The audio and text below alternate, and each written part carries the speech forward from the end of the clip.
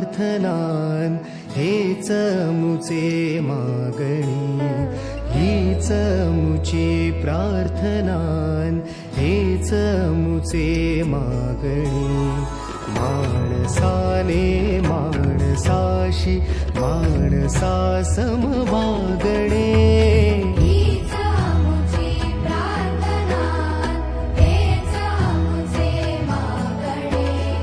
माणसाने माणसाशी माणसा सम वागणे, हीच आमुची प्रार्थना.